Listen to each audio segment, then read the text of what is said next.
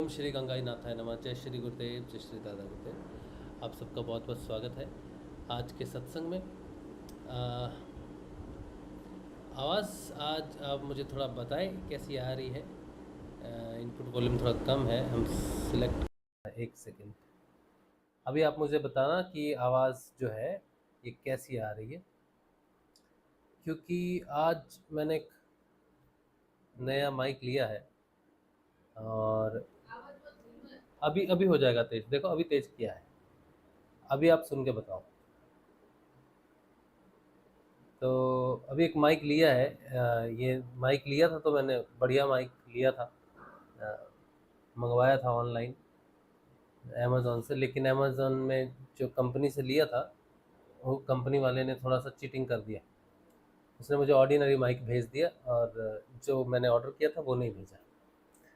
तो मैंने रिप्लेसमेंट के लिए बोला है उनको। अब वो रिप्लेस कब करेंगे मालूम नहीं। तो ये कैसा चल रहा है, इससे थोड़ा सा ये है कि पंखे की आवाज़ थोड़ी कम आए और आवाज़ थोड़ी साफ आए, इसी पर्पस के लिए लिया था हमने। तो पूरा मुझे बता देना कैसा आ रहा है आवाज़। हाँ, तो ठीक है, चलिए। मेरा नाम राजशिव है और मैं एक सिद्ध योग साधक हूँ और साधना से आने वाले जो परिवर्तन है कम आए और आवाज़ थोड़ी साफ आए, इसी पर्पस के लिए लिया था। तो पूरा मुझे बता देना कैसा आ रहा है आवाज़। हाँ, ये नॉइस की वजह से। मेरा नाम राजशिव है और मैं एक सिद्ध योग साधक हूँ और साधना से आने मैं अभी थोड़ा बोल रहा हूँ। हाँ, मैं थोड़ा बोल, इसको वहाँ रखो। थोड़ा बोल रहा हूँ। हाँ, अभी मैंने वो एक चेंज किया पॉइंट, यहीं पे रुक जाओ अभी थोड़ी देर। तो आवाज़ ठीक है ना? उसमें दो मोड है, एक आवाज़ कंप्रेस करने का है और एक नॉइस रिडक्शन का है। थोड़ा सा चेक कर लेते हैं शुरू 2 मिनट में। थोड़ा बोल रहा हूँ। हाँ, अभी मैंने चेंज किया पॉइंट, यहीं पे रुक जाओ अभी। तो आवाज़ ठीक है ना? उसमें दो मोड है, एक आवाज़ कंप्रेस करने का है और एक नॉइस रिडक्शन का है। ठीक है, ले जाओ। आवाज़ ठीक ही है लेकिन चलो ठीक है, ऐसे ही रखते हैं। अगर नॉइस आ रही होगी तो इसमें नॉइस रिडक्शन का बटन है जो मैंने शुरू में ऑन किया हुआ था, तो आप मुझे बता देना, ठीक है? अब ये आ गया है माइक, जैसा भी है इसको यूज़ करेंगे। चलिए, तो आज देखिए, आज बहुत लेट हो गए। आज भी शुरू करना था 8:15 बजे, लेकिन क्या बताएं, क्या बताएं कि ये यहाँ तक पहुँचते, इस चेयर तक पहुँचते पहुँचते बड़े जद्दोजहद है। बड़ी कठिनाइयों से होके पहुँचता हूँ इस कुर्सी तक। कुछ ना कुछ काम, कुछ ना कुछ ऐसा निकलता रहता है। और थोड़ा सा परिवर्तन इसलिए भी थोड़ा लेट हो रहा हूँ क्योंकि मैं सहज भाव में जीवन जो है ना, हम देख रहे हैं थोड़ा सा जीवन में सहज भाव आया है। तो सहज भाव आने से ना जिम्मेदारी जो है ना वो थोड़ी बढ़ जाती है। सहज भाव में जीने का मतलब है जिम्मेदारियाँ ज़्यादा बढ़ जाती हैं और ज़्यादा चीज़ों को आप ना नुक्कर नहीं कर सकते।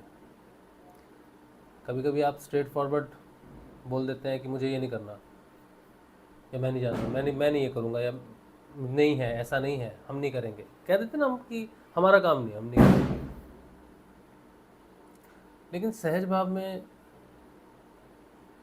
वो जो होता है ना कि ये मेरा काम है, वो तेरा काम है, वो मैं नहीं करूँगा, ऐसे मैं नहीं करूँगा, वो चीज़ें, उनमें थोड़ा सा अलगाव हो जाता है, उनमें थोड़ी सी विरक्ति आ जाती है कि मेरा काम है, मैं ही करूँगा, दूसरे काम में मैं नहीं जाऊँगा। तो वो जो जो कहते हैं ना, बड़े बड़े संत होते हैं, कहते हैं मैं छोड़ दो, मेरा छोड़ दो, यह मेरा। ग्रस्त आदमी के लिए मैं और मेरा छोड़ने का मतलब है तू तेरा सारा संसार का आ जा। तो सहज भाव जब आ जाता है ना, तो फिर मैं मेरा छूटता है, अकेला तो छूटता नहीं है। तू, ये तेरा है, तू है, वो भी छूट जाता है। फिर वो सार्वभौमिक हो जाता है कि चलो एक और चीज़ है, बड़ी बड़ी सूक्ष्म, ये बड़ी सूक्ष्म बात है जो मैं आपको बोल रहा हूँ। जब अनुभव में ये चीज़ें आती है ना तब पता चलती है, बोलने से तो कोई खास इम्पैक्ट पड़ता नहीं होगा, लेकिन मैं और मेरा एक अकेला विसर्जित नहीं होता, तू और तेरा भी विसर्जित हो जाता है, फिर हमारा हो जाता है सारी चीज़ें को। और क्या था, हाँ, ये जो बड़े बड़े संत होते हैं ये कहते हैं ना, जैसे ऋषि अरविंदो हैं, गुरुदेव जी हैं, है ना, और भी संत हुए, कहते हैं जब तक मन शून्य नहीं, जब तक मन शांत नहीं होगा, मन को नीरव करो, ये करो वो करो, ये कह तो दिया। मन अशांत होने की बहुत सारी समस्याएं हैं संसार में। मन खुश है, मेरा मन कर रहा है, मेरा नहीं कर रहा है, मैंने ये नहीं करना है, मुझे ये अच्छा नहीं लग रहा है, हमने ये चीज़ करनी थी लेकिन अब मन नहीं है, अब नहीं करेंगे, ऐसे ना। तो मन के हिसाब से क्षण क्षण बदलता रहता है व्यक्ति का जीवन। लेकिन अगर मन नीरव हो जाए, मन खाली होने की तरफ चला जाए, तो टाइम और स्पेस ख़त्म हो जाता है। टाइम और स्पेस मन के साथ है कि आज खुश है, यहाँ खुश है, आज खुश नहीं है, यहाँ खुश नहीं है, तो स्पेस भी बदल गया, समय भी बदल गया, बदल गया ना। तो मन के साथ समय और स्पेस जुड़ा हुआ है। तो जब मन लय होना शुरू हो जाता है तो समय और स्पेस की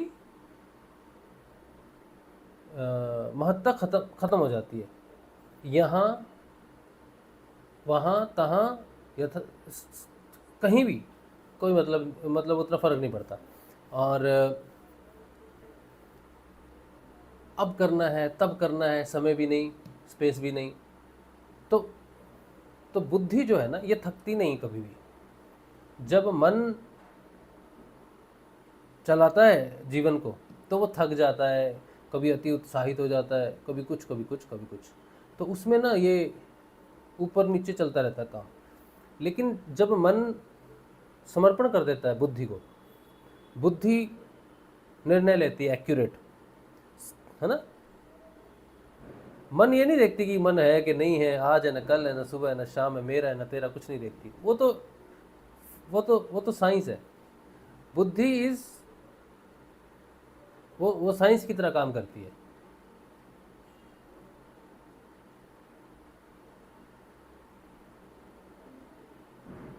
तो बुद्धि जब जीवन चलाती है तो व्यक्ति थकता नहीं। को लोग कहते हैं ना, दिमाग थक गया, बुद्धि थक गई, मेरा सर थक गया, पढ़ पढ़ के थक गया, बैठ के थक गया, ये थक गया, बोलते हैं ना। बुद्धि कभी नहीं थकती। बुद्धि अगर थक भी जाए तो उसे निद्रा आ जाएगी ज़्यादा से ज़्यादा। लेकिन जैसे मन थक के बैठ जाता है, चलो ये थक गए हैं, पढ़ते पढ़ते थक गए तो टीवी देख लेते हैं, मतलब एक काम छोड़ के दूसरा काम कर लेगा वो। एक काम में थक गया मन, दूसरा कर सकता है। लेकिन बुद्धि ऐसी नहीं है। बुद्धि डिफरेंशिएट नहीं करती कि ये काम मैं करता करता थक गया हूँ, ये कर लेता हूँ, थोड़ा मन बहल जाएगा। यह मन बहलाने वाली बात ही नहीं, बुद्धि का बहलाना कुछ नहीं है। बुद्धि हर काम में इक्वली इंटरेस्टेड है, इक्वली भाव से, इक्वली शक्ति से सब कुछ करती है, वो थकती नहीं। आप पूरा दिन एक ही काम करते रहो, एक ही काम करते रहो, मोनोटोनस नहीं होता उसके लिए। मन के लिए मोनोटोनस हो जाता है, मन बुद्धि के लिए नहीं होता। पढ़ते रहो सुबह शाम दोपहर, लर्निंग करते रहो करते रहो करते रहो, नहीं। ये बहुत बड़ा रहस्य है। थकावट, समय, स्पेस, यहाँ वहाँ, ये सब मन का चौंचलेबाजी है। बुद्धि की कोई शिकायत नहीं। बुद्धि जब थक जाती है तब अपने आप शांत होके उसके परकोटे बंद हो जाते हैं और व्यक्ति सो जाएगा। और बुद्धि को फ्रेश होने में ज़्यादा समय नहीं लगता, आधा घंटा काफ़ी है उसकी रेस्ट के लिए, रीसेट होने के लिए उसको काफ़ी है। बाकी जिस टाइम समय लगता है वो शरीर थक गया होगा, क्योंकि बुद्धि नहीं थकती, शरीर तो थकता है। तो जब बुद्धि कार्य करती है तो शरीर को ऊर्जा कहाँ से सप्लाई करती है, ये कहाँ से सप्लाई करती है मालूम नहीं। लेकिन शरीर कम थकता है। मन से जब कार्य करते हैं तब प्राण भी थक जाता है, शरीर भी थक जाता है। बुद्धि तो बेचारी कहती है मैं तो भाई मैं कर ही कह सकती हूँ, मेरा उपयोग करना है तो करो, नहीं करना तो मत करो, मैं प्रस्तुत हूँ। और बुद्धि जब स्टीयरिंग भी लेती है, तब मन का तो कुछ नहीं है, मन की तो कोई वैल्यू नहीं रहती। वो हर चीज़ में बुद्धि ने कह दिया भाई तुझे खेलना है, वो खेलता ही रहेगा, तुझे चलना है, वो चलता ही रहेगा। तो ये बढ़िया है, लेकिन समस्या एक ही है, अध्यात्म की समस्या एक ही है कि ये थकता नहीं, ये रुकता नहीं, इसमें मैं और मेरा नहीं, तू और तेरा नहीं, ये सब कुछ करता रहता है। तो इसको अधिकार नहीं है अध्यात्म में, आध्यात्मिक व्यक्ति को ये अधिकार नहीं है कि वो किसी को समय दे कि कल 9 बजे हम आ जाएंगे।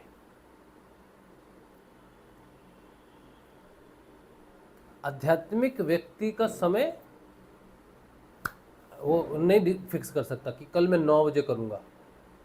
जैसे मैंने सत्संग लिखा कि 8:15 बजे करेंगे, 8:30 बजे, अधिकार नहीं है हमें। आप भी जब आध्यात्मिक व्यक्ति, आप में भी जब ये चीज़ें होने लग जाएंगी, आप किसी को समय दोगे?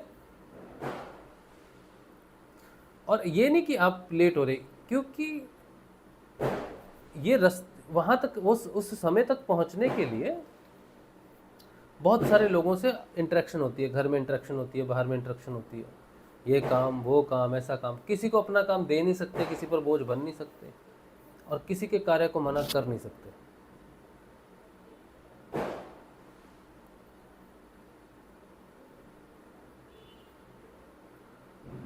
तो इसीलिए समय और स्पेस की वैल्यू नहीं है अध्यात्म में।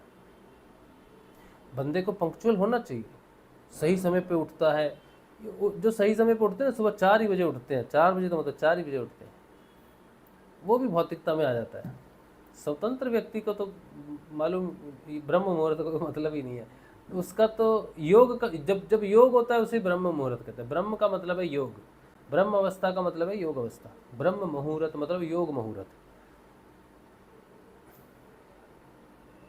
जिस व्यक्ति का योग हो जाए उसके लिए सारे मुहूर्त ब्रह्म मुहूर्त।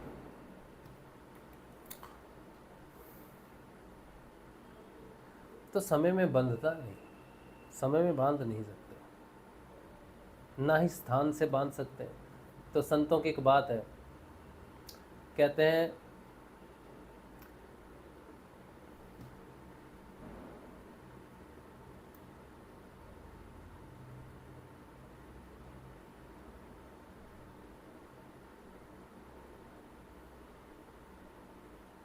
पंजाबी में कहावत है, एग्जैक्टली मुझे याद नहीं आ रही, उसका मतलब ये था कि बहता हुआ पानी हमेशा बहते रहना चाहिए, और संत को हमेशा चलते रहना चाहिए। जहाँ पानी रुका, पानी अगर रुक गया ना एक जगह पर, तो उसमें कीड़े पड़ जाते हैं, मच्छर कीड़े ये सब हो जाते हैं। और संत अगर रुक गया, साधु अगर रुक गया, तो नष्ट तो उसमें भी कुसंगत आ जाती है। एक बार दत्तात्रेय जी जा रहे थे एक रास्ते से, तो जा रहे थे तो एक नई नवेली दुल्हन बर्तन मांज रही थी। तो बर्तन मांज रही थी और उसने नई चूड़ियाँ पहनी हुई थी, बहुत सारी। तो वो जब बर्तन मांज रही थी, चूड़ियाँ बड़ी छन छन छन छन कर रही थी, तो उसे काम करने में थोड़ी दिक्कत भी हो रही थी, साउंड की ऐसा कुछ समस्या हो रही थी। तो उसने 2 चूड़ियाँ निकाल दी, थोड़ी पहनी रखी, निकाल दी, फिर मांजने लगी तो आवाज़ थोड़ी कम हुई लेकिन शांत नहीं हुई। फिर उसने कुछ चूड़ियाँ निकाल दी, फिर करने लगी, तो फिर वो बात वैसी बनी रही। तो उसने क्या किया कि बड़ी दुविधा हो रही है काम करने में, ये छन छन छन छन हो रहा है, ये समस्या हो रही है। तो उसने सारी चूड़ियाँ निकाल के रख दी और फिर उसने बर्तन मांजने शुरू किए। तो दत्तात्रेय जी देख रहे थे, मुझे एग्जैक्टली याद नहीं, कुछ ऐसा ही कुछ है। तो दत्तात्रेय जी देखते हैं और उनके पास जाते हैं, उनको प्रणाम करते हैं, आप मेरी गुरु हुई। तो बोली हम आपको जानते नहीं, हम आपके गुरु कैसे हो गए? बोले हाँ, आपने हमें शिक्षा दी है। बोले मैंने क्या शिक्षा दी? आपने ये शिक्षा दी है कि संतों को मेला नहीं इकट्ठा करना चाहिए, जो साधु होते हैं ना, साधुओं को झुंड नहीं बनाने चाहिए। झुंड बनाएंगे तो बकड़ बकड़ करेंगे, नाम जप नहीं करेंगे, बस बातें ही चलेंगी उनकी। अगर साधु को अपना लक्ष्य प्राप्त करना है तो उसे अकेला ही चलना पड़ेगा। तो साधु को हमेशा अकेला चलना पड़ता है, दुकेला नहीं हो सकता कभी भी। जहाँ वो दो हुए वहाँ राम का नाम छूटा और बकड़ बकड़ शुरू।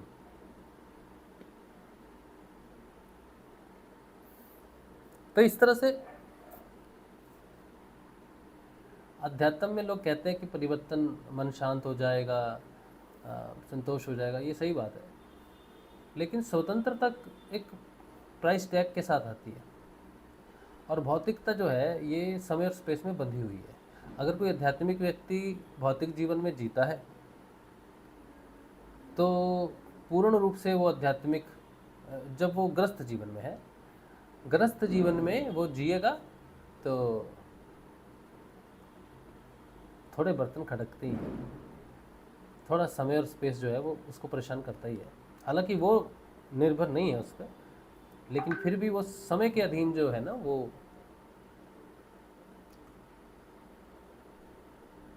जो कार्य भौतिकता में समय के अधीन ही होते हैं कि भाई आपको इतने बजे ही आना है, आध्यात्मिक व्यक्ति समय को रखने में, समय को पकड़ने में, क्योंकि उसने तो समय बड़ी मुश्किल से तो समय से मुक्त हुआ है बेचारा। अब किसी ने कह दिया आपको ठीक 9 बजे पहुंचना है, अब बंद गया समय में, 9 बजे तक जाना है, ये करना है, इतने समय में ये करना है, उतने समय में बंद गया तो मुश्किल हो जाती है। ठीक है।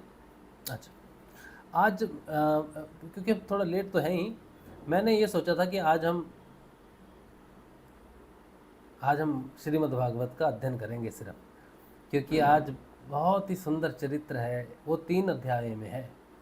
3 अध्याय पढ़ने में हमको 40-45 1 घंटा भी लग सकता है। तो सोचा था सिर्फ आज, ये चरित्र मुझे बड़ा प्रिय है, ऋषभदेव भगवान का चरित्र मुझे बहुत प्रिय है। मैंने बहुत पहले पढ़ा था, 2018-19 में थोड़ा सा, तब मैंने थोड़ी सी भागवत पढ़ी थी, हाँ, तो तब पढ़ा था, मुझे बहुत अच्छा लगा था। तो आज उन्हीं का चरित्र है, मैं क्या ही बताऊँ, मैं बड़ी बड़ी खुशी है मुझे, बड़ा उत्साह है कि आज उनका चरित्र पढ़ेंगे। हाँ, तो इसीलिए वो 3 अध्याय आज पढ़ेंगे, तो शुरू करेंगे उसको। एक मैसेज है, रीना कह रही है they send China made mic not good for you. भाई साहब, हाँ क्या करेंगे रीना बहन, बड़ी मुश्किल है, क्योंकि हमारा जो ये जो चलता है प्रोग्राम, इसमें आवाज़ जो है ना, ये मैंने पहले माइक लिया, उसमें हमने कुछ 3,500 रुपये खर्चा, 4,000 खर्चा किए। अब वो अच्छा नहीं है माइक, तो फिर हमने थोड़ा वेट किया, फिर लेंगे एक माइक, फिर हमने ये 2,500 फिर खर्चा किया एक माइक पर। अब फिर ये चाइना मेड दे के चला गया, ये गलत माइक दे के चला गया। तो हमारी वाइफ भी बोल रही है तुम पैसे नष्ट करते हो। हम मतलब क्या करें, प्रयास तो करेंगे, ठीक नहीं करेंगे क्या? आवाज़ ठीक नहीं आती ना, बहुत साउंड आता है, पंखा चलता है। हम जो बात करते हैं बड़ी महत्वपूर्ण बात है, आधे लोग तो इसलिए नहीं सुनते कि इसकी तो आवाज़ ही साफ़ नहीं आ रही है। आवाज़ क्लियर हो, लोगों को सुनने में साफ सुने, तो आदमी सुने भी। तो इसलिए माइक चेंज करना ज़रूरी है बहुत। तो हमने अभी मंगाया था, अच्छा माइक मंगाया था, और प्रोफेशनल माइक, उसकी आवाज़ कहते हैं ठीक है, तो हमने मंगाया, लेकिन धोखा हो गया, तो वापस की कंप्लेंट की हुई है। अब जब तक वो आएगा फिर हम थोड़ा सा 6-7 महीने बाद फिर माइक चेंज करेंगे, फिर हम थोड़ा और अच्छा लेने की कोशिश करेंगे। लेकिन अच्छा होना चाहिए माइक। जब हमारा काम ही मेन सत्संग का है, तो हमारे लिए सबसे ज़्यादा ज़रूरी कोई इक्विपमेंट है तो वो माइक है। इसके लिए तो हमें प्रयास करना ही चाहिए। तो अभी चाइना मेड सब हैं, क्या करेंगे। चलो ठीक है, जो भी है। अभी हम पढ़ेंगे पंचम अध्याय, हम पढ़ रहे हैं, पंचम स्कंद हम पढ़ रहे हैं, और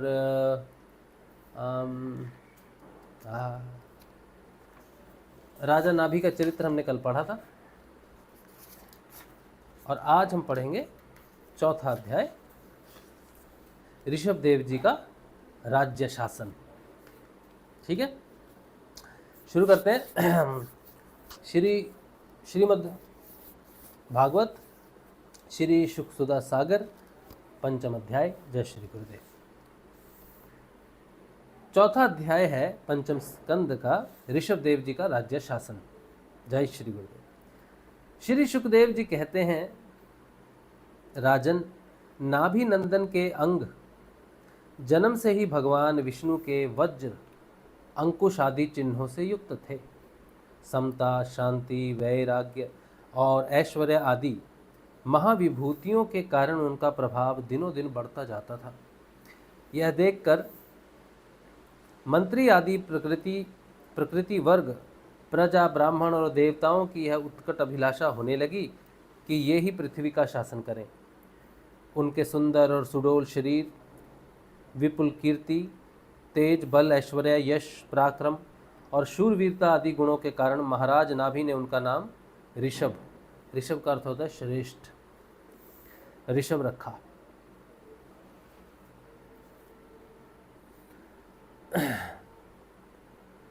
क्या कह रहे हैं? श्री सुखदेव जी कहते हैं, जो नाभि नंदन है, नाभि नंदन मतलब नाभि के पुत्र, राजा नाभि हुए ना, पीछे हमने पढ़ा उनके बारे में। तो राजा नाभि के जो पुत्र हैं, उनके जो अंग हैं वो जन्म से ही विष्णु भगवान के वज्र अंकुश आदि चिन्हों से युक्त थे। समता, शांति, वैराग्य, ये सब तो जो है उनमें दिनों दिन बढ़ रहा था। यह देखकर मंत्री और सब देवी देवताओं ने उत्कट अभिलाषा होने लगी कि ये पृथ्वी का शासन करें। इतने सुंदर हैं, इतने अच्छे हैं और उनमें इतने अच्छे गुण हैं, तेज, बल, ऐश्वर्य, यश, पराक्रम, तो श्रेष्ठ उनका नाम रखा गया, जिसे ऋषभ कहते हैं। एक बार भगवान इंद्र ने ईर्ष्यावश उनके राज्य में वर्षा नहीं की। तब योगेश्वर भगवान ऋषभ ने इंद्र की मूर्खता पर हंसते हुए अपनी योग माया के प्रभाव से अपने वर्ष अंजनाभ खंड में खूब जल बरसाया। महाराज नाभि अपनी इच्छा के अनुसार श्रेष्ठ पुत्र पाकर अत्यंत आनंद मग्न हो गए। पिछली बार आपको याद होगा कि उन्होंने, उनकी जो पत्नी थी, दूसरी पत्नी थी, तो उन्होंने भगवान के लिए प्रार्थना की थी कि हमें आप जैसा पुत्र प्राप्त हो। तो भगवान ने कहा, मेरा जैसा तो कोई नहीं है, मैं ही आऊँगा। तो बड़े खुश हुए महाराज नाभि कि हमारे घर में हमें ऐसा पुत्र प्राप्त हुआ है जो विष्णु भगवान ही है। तो बड़े आनंद मग्न हुए। अपनी ही इच्छा से मनुष्य शरीर धारण करने वाले पुराण पुरुष श्री हरि का सप्रेम लालन करते हुए उन्हीं के लीला विलास से मुग्ध होकर वत्स, तात ऐसा गदगद वाणी से कहते हुए बड़ा सुख मानने लगे। जब उन्होंने देखा कि मंत्रिमंडल, नागरिक और राष्ट्र की जनता ऋषभ देव से बहुत प्रेम करती है, तो उन्हें धर्म मर्यादा की रक्षा के लिए राज्याभिषेक करके ब्राह्मणों की देख रेख में छोड़ दिया। आप अपनी पत्नी मेरु देवी के सहित बद्रिका आश्रम को चले गए। वहां अहिंसा वृत्ति से, जिससे किसी को उद्वेग ना हो, ऐसी कौशल पूर्ण तपस्या और समाधि योग के द्वारा भगवान वासुदेव के नारायण रूप की आराधना करते हुए समय आने पर उन्हीं के स्वरूप में लीन हो गए। पांडु नंदन राजा नाभि के विषय में यह लोकोक्ति प्रसिद्ध है।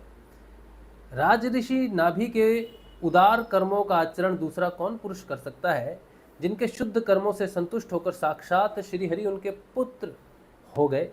महाराज नाभि के समान ब्राह्मण भक्त भी कौन हो सकता है, जिनकी दक्षिणादि से संतुष्ट हुए ब्राह्मणों ने अपने मंत्र बल से उन्हें यज्ञशाला में साक्षात श्री विष्णु भगवान के दर्शन करा दिए।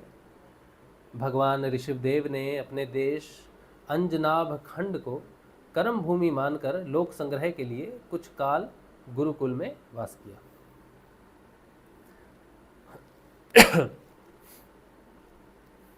गुरुदेव को यथोचित दक्षिणा देकर गृहस्थ में प्रवेश करने के लिए उनकी आज्ञा ली। फिर लोगों को ग्रस्त धर्म की शिक्षा देने के लिए देवराज इंद्र की दी हुई उनकी कन्या जयंती से विवाह किया तथा श्रोत स्मार्त दोनों प्रकार के शत्रोपदिष्ट कर्मों का आचरण करते हुए उसके गर्भ से अपने ही समान गुण वाले 100 पुत्र उत्पन्न किए।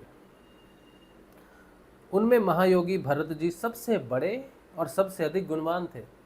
जड़ भरत, माँ काली रक्षा करती है। उन्हीं के नाम से लोग इस अंजनाब खंड को भारतवर्ष कहने लगे। हाय हाय हाय।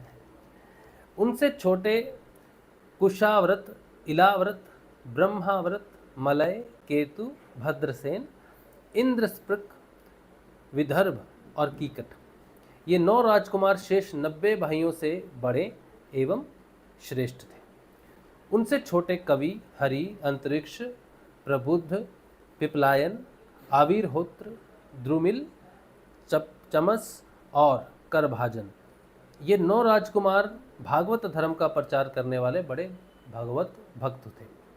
भगवान की महिमा से महिमान्वित और परम शांति से पूर्ण इनका पवित्र चरित्र हम नारद वसुदेव संवाद के प्रसंग से आगे 11 स्कंद में कहेंगे। आगे आएगा उनका। इनसे छोटे जयंती के 81 पुत्र पिता की आज्ञा का पालन करने वाले, अति विनीत, महान, वेदज्ञ और निरंतर यज्ञ करने वाले थे। वे पुण्य कर्मों का अनुष्ठान करने से शुद्ध होकर ब्राह्मण हो गए थे। आय हाय। भगवान ऋषभदेव यद्यपि परम स्वतंत्र होने के कारण स्वयं सर्वदा ही सब प्रकार की अनर्थ परंपरा से रहित केवल आनंद अनुभव स्वरूप और साक्षात ईश्वर ही थे, तो भी अज्ञानियों के समान कर्म करते हुए उन्होंने काल के अनुसार प्राप्त धर्म का आचरण करके उसका तत्व न जानने वाले लोगों को उसकी शिक्षा दी। साथ ही सम, शांत, सुहृद और करुणिक रहकर धर्म, अर्थ, यश, संतान, भोग, सुख और मोक्ष का संग्रह करते हुए गृहस्थ श्रम में लोगों को नियमित किया। महापुरुष जैसे जैसे आचरण करते हैं दूसरे लोग उसी का अनुकरण करते लगते हैं। यद्यपि वे सभी धर्मों के सार रूप वेद के गुण रहस्य को जानते थे, तो भी ब्राह्मणों की बतलाई हुई विधि से साम, दान आदि नीति के अनुसार ही जनता का पालन करते थे। उन्होंने शास्त्र और ब्राह्मणों के उपदेशानुसार भिन्न भिन्न देवताओं के उद्देश्य से द्रव्य, देश, काल, आयु, श्रद्धा और ऋत्विज आदि से सुसंपन्न सभी प्रकार के 100 यज्ञ किए। भगवान ऋषभदेव के शासन काल में इस देश का कोई भी पुरुष अपने लिए किसी से भी अपने प्रभु के प्रति दिन रात बढ़ने वाले अनुराग के सिवा और किसी वस्तु की कभी इच्छा नहीं करता था। यही नहीं, आकाश कुसुमादि अविद्यमान वस्तु की भांति कोई किसी की वस्तु की और दृष्टिपात भी नहीं करता था। एक बार भगवान ऋषभदेव घूमते घूमते ब्रह्माव्रत देश में पहुंचे। वहाँ बड़े बड़े ब्रह्म ऋषियों की सभा में उन्होंने प्रजा के सामने ही अपने समाहित चित्त तथा विनय और प्रेम के भार से सुसंयत पुत्रों को शिक्षा देने के लिए इस प्रकार कहा। 5वां अध्याय, ऋषभ जी का अपने पुत्रों को उपदेश देना और स्वयं अवधूत वृत्ति ग्रहण करना। श्री ऋषभदेव जी ने कहा, पुत्रों, इस मृत्यु लोक में यह मनुष्य शरीर दुखमय विषय भोग प्राप्त करने के लिए ही नहीं है। ये भोग तो विष्ठा भोजी, सुकुर, कुकुर आदि को भी मिलते ही हैं। इस शरीर में दिव्य तप ही करना चाहिए जिससे अंतकरण शुद्ध हो, क्योंकि इसी से अनंत ब्रह्मानंद की प्राप्ति होती है। शास्त्रों ने महापुरुषों की सेवा को मुक्ति का और स्त्री संगी कामियों के संग को नरक का द्वार बताया है। महापुरुष वे ही हैं जो समान चित्त, परम शांत, क्रोधहीन, सबके हित चिंतक और सदाचार संपन्न हो, अथवा मुझ परमात्मा के प्रेम का ही जो एकमात्र पुरुषार्थ मानते हो। केवल विषयों की ही चर्चा करने वाले लोगों में तथा स्त्री, पुत्र और धन आदि सामग्रियों से संपन्न घरों में जिनकी अरुचि हो और जो लौकिक कार्यों में केवल शरीरहीन शरीर निर्वाह के लिए ही प्रवृत्त होते हों। मनुष्य अवश्य प्रमादवश कुकर्म करने लगता है, उसकी वह प्रवृत्ति इंद्रियों को तृप्त करने के लिए ही होती है। मैं इसे अच्छा नहीं समझता, क्योंकि इसी के कारण आत्मा को यह असत्य और दुखदायक शरीर प्राप्त होता है। जब तक जीव को आत्म तत्व की जिज्ञासा नहीं होती, तभी तक अज्ञानवश देह आदि के द्वारा उसका स्वरूप छिपा रहता है। कितनी महत्वपूर्ण बात है, कितने सहज भाव में भगवान बता रहे हैं। सबसे बड़ा ये मूल है, सबसे बड़ा मूल है। कहते हैं, देखो बड़े बड़े ये इस शब्द में जीवन का सार है मनुष्य का। कहते हैं जब तक जीव को आत्म तत्व की जिज्ञासा नहीं होती, जीव को सब चीज़ की जिज्ञासा होती है, हर चीज़ की जिज्ञासा होती है, उसे सब कुछ चाहिए, लेकिन वो मनुष्य जीवन में रह के वो मनुष्य जीवन में क्यों है? आत्म तत्व आत्मज्ञान के लिए उसको प्रयास करना है, ये नहीं मांगता वो, बाकी सब कुछ मांग लेता है भगवान से। जब तक जीव को आत्म तत्व की जिज्ञासा नहीं होती, तभी तक अज्ञानवश देह आदि के द्वारा उसका स्वरूप छिपा रहता है। जब तक वह लौकिक वैदिक कर्मों में फंसा रहता है, तब तक मन में कर्म की वासनाएं भी बनी ही रहती, और इन्हीं से देह बंधन की प्राप्ति होती है। इस प्रकार अविद्या के द्वारा आत्मरूप के ढक जाने से कर्म वासनाओं के वशीभूत हुआ चित्त मनुष्य को फिर कर्मों में ही प्रवृत्त करता है। अतः जब तक उसको मुझ वासुदेव में प्रीति नहीं होती, तब तक वह देह बंधन से छूट नहीं सकता। स्वार्थ में पागल जीव जब तक विवेक दृष्टि का आश्रय लेकर इंद्रियों की चेष्टाओं को मिथ्या नहीं देखता, तब तक आत्म स्वरूप की स्मृति खो बैठने के कारण वह अज्ञानवश विषय प्रधान गृह आदि में आसक्त रहता है और तरह तरह के क्लेश उठाता रहता है। स्त्री और पुरुष इन दोनों का जो परस्पर दाम्पत्य भाव है, इसी को पंडित जन उनके हृदय की दूसरी स्थूल एवं दुर्भेद्य ग्रंथि कहते हैं। आहा, क्या बात है, क्या बात है, कितनी सुंदर बात है। क्या कह रहे हैं? स्त्री और पुरुष इन दोनों का जो परस्पर दाम्पत्य भाव है, इसी को पंडित जन उनके हृदय की दूसरी स्थूल एवं दुर्भेद्य ग्रंथि कहते हैं। देहाभिमान रूपी एक एक सूक्ष्म ग्रंथि तो उनमें अलग अलग पहले से ही है। इसी के कारण जीव को देह इंद्रिया आदि के अतिरिक्त घर खेत पुत्र स्वजन और धन आदि में भी मैं और मेरेपन का मोह हो जाता है।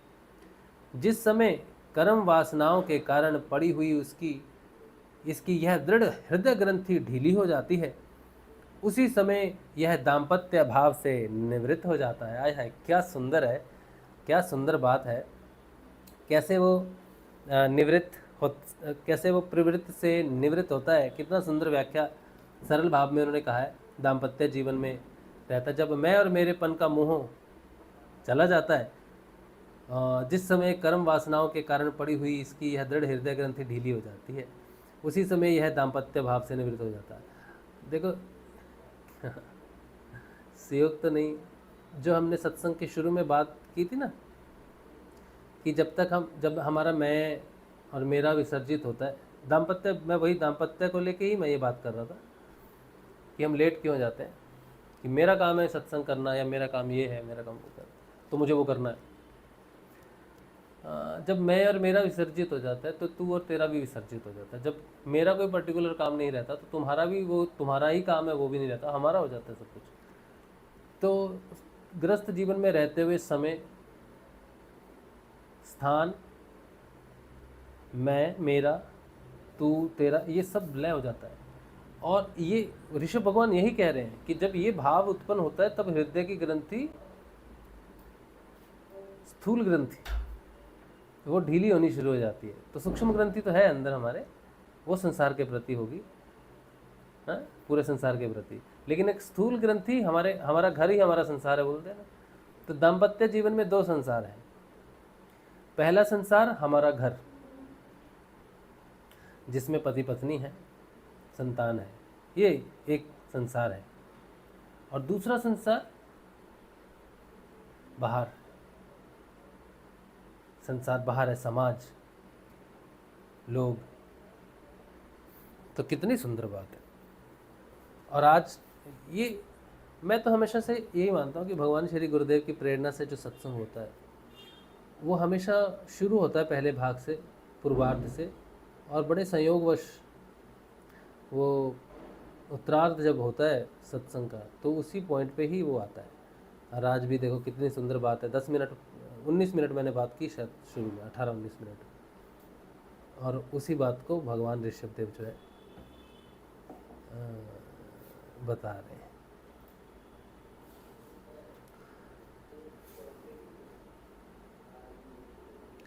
उसी समय यह दाम्पत्य भाव से निवृत्त हो जाता है और संसार के हेतुभूत अहंकार को त्याग कर सब प्रकार के बंधनों से मुक्त हो परम पद प्राप्त कर लेता है। पुत्रों, संसार सागर से पार होने में कुशल तथा धैर्य, उद्यम एवं सत्व गुण विशिष्ट पुरुष को चाहिए कि सबके आत्मा और गुरु स्वरूप मुझ भगवान में भक्ति भाव रखने से, मेरे परायण रहने से, तृष्णा के त्याग से, सुख दुख आदि द्वंद्वों के सहने से जीव को सभी योनियों में दुख ही उठाना पड़ता है। फिर से सुनो। पुत्रों, संसार सागर से पार होने में कुशल तथा धैर्य, उद्यम एवं सत्वगुण विशिष्ट पुरुष को चाहिए कि सबके आत्मा और गुरु स्वरूप मुझ भगवान में भक्ति भाव रखने से, मेरे परायण रहने से, तृष्णा के त्याग से, सुख दुख आदि द्वंद्वों के सहने से जीव को सभी योनियों में दुख ही उठाना पड़ता है। इस विचार से, तत्व जिज्ञासा से, तप से, सकाम कर्म के त्याग से, मेरे ही लिए कर्म करने से, मेरी कथाओं का नित्य प्रति श्रवण करने से, मेरे भक्तों के संग और मेरे गुणों के कीर्तन से, वैर त्याग से, समता से, शांति से और शरीर तथा घर आदि में मैं मेरेपन के भाव को त्यागने की इच्छा से, अध्यात्म शास्त्र के अनुशीलन से, एकांत सेवन से, प्राण इंद्रिय और मन के संयम से, शास्त्र और सत्पुरुषों के वचनों में यथार्थ बुद्धि रखने से, पूर्ण ब्रह्मचर्य से, कर्तव्य कर्मों में निरंतर सावधान रहने से, वाणी के संयम से, सर्वत्र मेरी ही सत्ता देखने से, अनुभव ज्ञान सहित तत्व विचार से और योग साधन से अहंकार रूप अपने लिंग शरीर को लीन कर दे। इतना अद्भुत है ये वाक्य, और ये अद्भुत इसलिए लग रहा है क्योंकि ये भगवान श्री हरि हमारे गुरुदेव, उनकी कृपा से, उनके योग से हम इस बात को समझ सकते हैं, क्योंकि जो परिवर्तन गुरुदेव देते हैं वो इसी तरह से आता है, इसी तरह से आता है।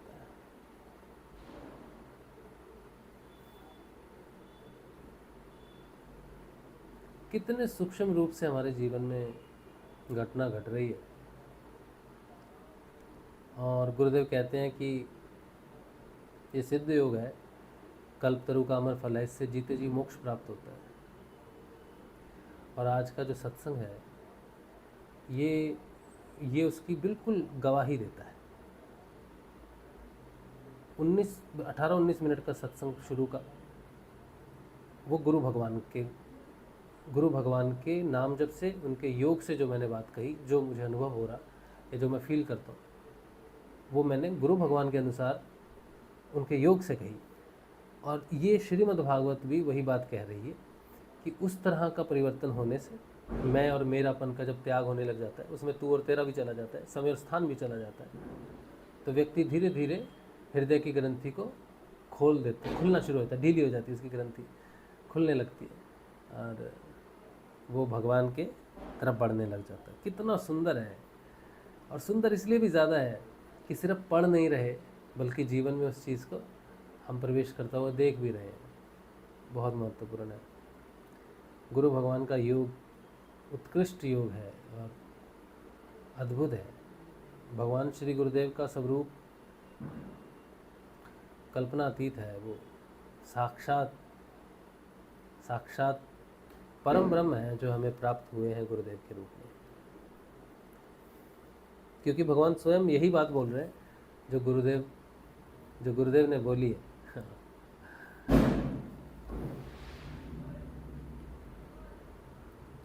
और एक बात यहाँ पर आती है कि अनुभव ज्ञान सहित तत्व विचार से और योग साधन से अहंकार रूप अपने लिंग शरीर को लीन कर दे। पहले भी 2 बार ये बात आ चुकी है और तब भी मैंने यही बात कही थी कि लिंग शरीर का मतलब मैं पुरुष हूँ, कोई स्त्री है और कोई किन्नर है, वो लिंग शरीर नहीं है। ठीक है, लिंग शरीर का मतलब होता है अंतकरण। लिंग शरीर का मतलब है कि हमारा जो अंतकरण है उसमें जो भावात्मक, जब आपका अंतकरण लीन हो जाएगा तो आपका लिंग शरीर लीन हो जाएगा। अंतकरण में है चित्त, बुद्धि, मन और अहंकार। चित्त लीन हो जाएगा तो सारे कर्म लीन हो जाएंगे। चित्त ही वो वॉलेट है जिसमें सारे संस्कार जमा रहते हैं कि मैं कौन हूँ, मैं मनुष्य हूँ, मैं पुरुष हूँ, मैं स्त्री हूँ, मैं ये हूँ। ये सारे संस्कार चित्त में रहते हैं। चित्त से ही बार बार लिंग शरीर धारण किया जाता है। लिंग शरीर स्थूल शरीर धारण किया जाता है। आप चाहे स्त्री का शरीर धारण करो, चाहे पुरुष का करो, किन्नर का करो, कैसे भी करो, लेकिन आपने शरीर धारण किया है, स्थूल शरीर धारण किया है, उसका लिंग कोई भी हो सकता है। लेकिन अगर किसी को माना जा रहा है कि जिसके कारण ये स्थूल शरीर उत्पन्न हो रहा है वो लिंग शरीर है, उसके कारण ही हम इस लिंगात्मक शरीर में प्रवेश कर रहे हैं, तो मूल जो मूल शरीर लिंग शरीर है वो चित्त है। उसको चारों को मिला के अंतकरण बोल दिया गया है, क्योंकि ये चारों प्रभावित होते हैं उससे। और जो टेस्ट आएगा, वो उम्मीद है कि वो टेस्ट जल्दी लाइव हो जाएगा, उसमें भी एक प्रश्न आएगा आपको। लोग कहते हैं ना, जीवात्मा और परमात्मा में क्या अंतर है। कहते हैं ना, भगवान कभी जन्म नहीं लेते, लेकिन जीव जन्म लेता है, कर्म करता है, मुक्त हो जाता है, ईश्वर में मेल हो जाता है, लेकिन फिर भी जीवात्मा और परमात्मा में क्या अंतर है। तो मैं आपको उसका उत्तर बता रहा हूँ। तो जीवात्मा और परमात्मा में जो अंतर है, आत्मा और परमात्मा में भी कह सकते हो आप इसको। आत्मा और परमात्मा में, परमात्मा को जब हम आत्मा का विषय दे देते हैं, आत्मा बोल देते हैं, तो इसका मतलब है कि वो किसी आवरण में है। आत्मा का मतलब ही समझ लो कि जीव आत्मा की बात हो रही है, और परमात्मा का मतलब है जो जीव में नहीं है, बाहर है। तो परमात्मा और आत्मा में जो अंतर है, दोनों एक ही है ना। तो उसमें आपको 4 ऑप्शंस आएंगी। थोड़ा बता दे रहा हूँ, मैं तो ज़्यादा लोग तो नहीं सुनते होंगे। क्या अंतर है परमात्मा और आत्मा में? अंतकरण का अंतर है, बाकी सब कुछ सेम है। आत्मा आत्मा के ऊपर जो आवरण है वो अंतकरण का है। अंतकरण नष्ट हो जाए तो शरीर रहे, पुरुष हो ना, स्त्री हो, पुरुष हो, कोई भी हो, आपका शरीर है, आप संसार में चल रहे हो, चल फिर रहे हो, गृहस्थ जीवन में हो, निवृत्ति में हो, प्रवृत्ति में हो, लेकिन अगर आपका अंतकरण नष्ट हो जाए जीते जी, तो आप परमात्मा है। और इस बात की अच्छे से व्याख्या मिलती है गीता में। जीव कर्ता भोक्ता अनुमंता, है ना।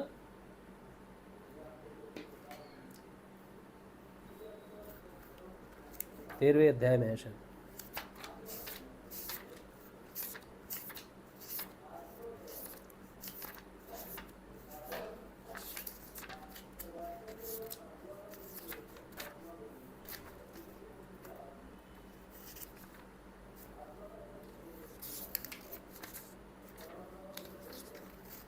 वो इम्पोर्टेंट है, इसीलिए मैं खोज रहा हूँ। ठीक है, हाँ। उपद्रष्टानुमंता च भर्ता भोक्ता महेश्वरः परमात्ममेति चापयुक्तो देहे अस्मिन् पुरुषः परः। ये 13वां अध्याय है, उसका 22वां श्लोक है। वास्तव में तो यह पुरुष इस देह में स्थित हुआ भी पर है, त्रिगुणातीत है, परमात्मा है। केवल साक्षी होने से उपद्रष्टा और यथार्थ सम्मति देने वाले होने से अनुमंता, सबको धारण करने वाला होने से भर्ता, जीवन रूप से भोक्ता, ब्रह्मादिकों का भी स्वामी होने से महेश्वर, और शुद्ध सच्चिदानंद घन होने से परमात्मा। ऐसा है, शुद्ध सच्चिदानंद घन। अंतकरण जब लय हो जाता है, जिसके कारण वो अलग अलग स्वरूपों में रहता है, वो लय हो जाता है, तो वो परमात्मा है। यही अंतर है आत्मा और परमात्मा में। ये प्रश्न आएगा आपको उसमें, और यही बात जो है यहाँ पर ऋषभदेव भगवान ने कही है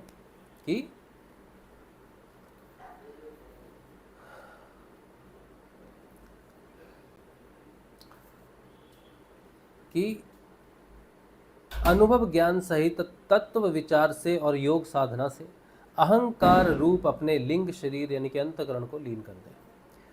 और जो मनुष्य जितना भी भोग भोगता है, चाहे वो शरीर धारण करके भोगे या शरीर छोड़ के यमराजपुरी में जाके भोगे, वो लिंग शरीर के कारण ही भोगता है। जैसे उसकी एग्जाम्पल दी जाती है, किसी ने पूछा कि कैसे, शरीर तो यहीं पर रहेगा, अब किसको चोट लगेगी? तो कहते हैं स्वप्न में तुम डर कर भागते हो ना, स्वप्न में किसी चीज़ का भोग करते हो तो उसका आनंद आता है, डर भी लगता है, भय भी होता है ना, तो मन क्रिएट कर लेता है ना उसका। तो वैसे ही वो जो कर्म शरीर है ना ऊपर, वो कर्मों के अनुसार वो शरीर को क्रिएट कर लिया जाता है। आप चिंता मत करो, हो जाएगा। कैसे करवाना है उन्होंने वो कर लेंगे, आप उसकी चिंता मत लो। मनुष्य को चाहिए कि वह सावधान रहकर अविद्या से प्राप्ति से हृदय ग्रंथि रूप बंधन को शास्त्रोक्त रीति से इन साधनों के द्वारा भली भांति काट डाले, क्योंकि यही कर्म संस्कारों के रहने का स्थान है। आए हाय, वही बात हुई ना, कहाँ रहते हैं कर्म संस्कार? वो जो हृदय ग्रंथि है, जिसे अंतकरण बोलते हैं, उसी की ग्रंथि है ये, तो वहीं पर ही रहते हैं ये संस्कार। अगर हृदय ग्रंथि खुल गई, वो गांठ खुल गई, तो जो चीज़ उसमें रखी है वो भी लय हो जाएगी। आप चुल्लू बनाओ, इसमें पानी भर लो, हाँ, चुल्लू हटा दो, पानी गया, तो हृदय ग्रंथि खुल गई, तो संस्कार अभी रहेगा कहाँ? चित्त ही नहीं है। फिर कहते हैं, फिर से सुन लीजिए इसको एक बार।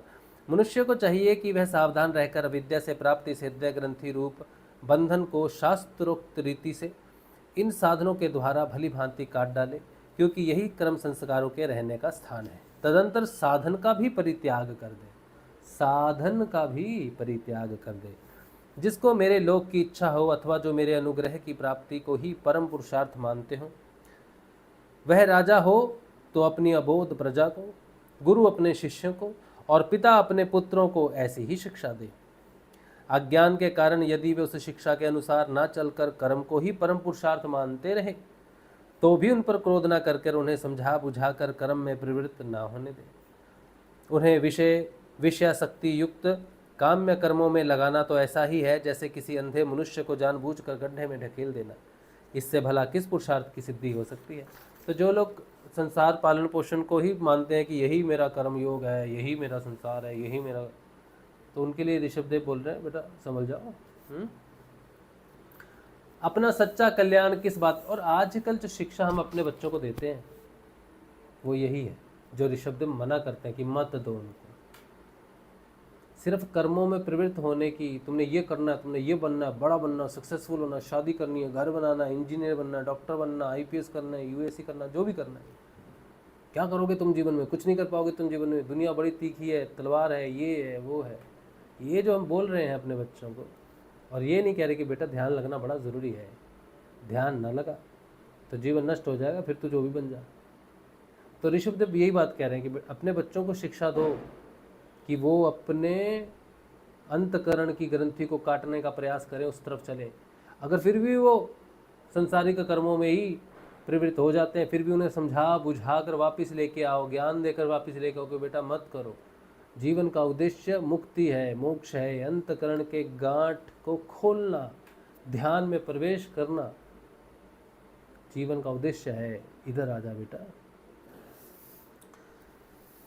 अपना सच्चा कल्याण किस बात में है इसको लोग नहीं जानते, इसी से वे तरह तरह की भोग कामनाओं में फंसकर तुच्छ क्षणिक सुख के लिए आपस में वैर ठान लेते हैं और निरंतर विषय भोगों के लिए ही प्रयत्न करते रहते हैं। वे मूर्ख इस बात पर कुछ भी विचार नहीं करते कि इस वैर विरोध के कारण नरक आदि अनंत घोर दुखों की प्राप्ति होगी।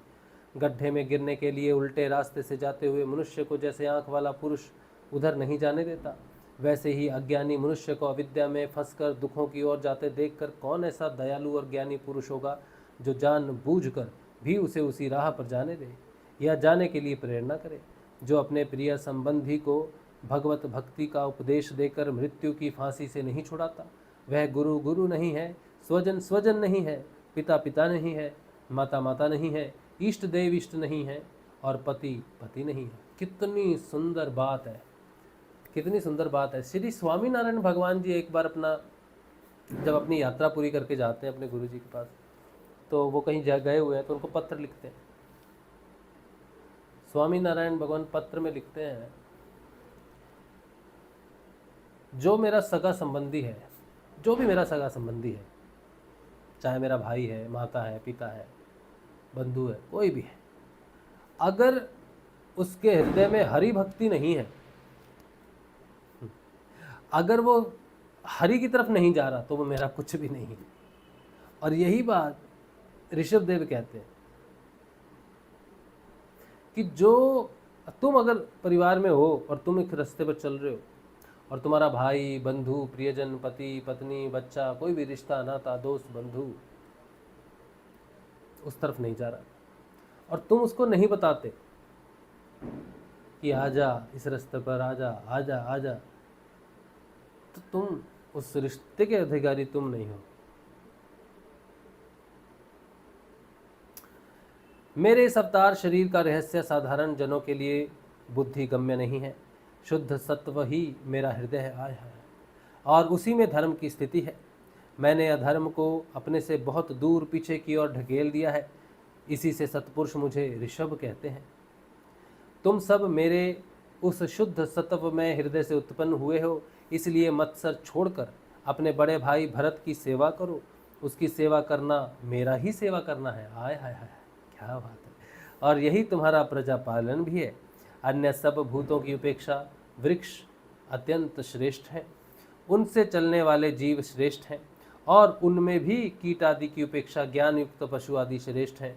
पशुओं से मनुष्य, मनुष्यों से प्रथम गण, प्रथमों से गंधर्व, गंधर्वों से सिद्ध, और सिद्धों से देवताओं के अनुयायी किन्नर आदि श्रेष्ठ हैं। उनमें से असुर, असुरों से देवता, और देवताओं से भी इंद्र श्रेष्ठ है। इंद्र से भी ब्रह्मा जी के पुत्र दक्षादि प्रजापति श्रेष्ठ हैं। ब्रह्मा जी के पुत्रों में रुद्र सबसे श्रेष्ठ है। वे ब्रह्मा जी से उत्पन्न हुए हैं, इसलिए ब्रह्मा जी उनसे श्रेष्ठ हैं। वे भी मुझसे उत्पन्न हैं और मेरी उपासना करते हैं, इसलिए मैं उनसे भी श्रेष्ठ हूँ। परंतु ब्राह्मण मुझसे भी श्रेष्ठ है, क्योंकि मैं उन्हें पूज्य मानता हूँ। हाय हाय, कितनी सुंदर बात है।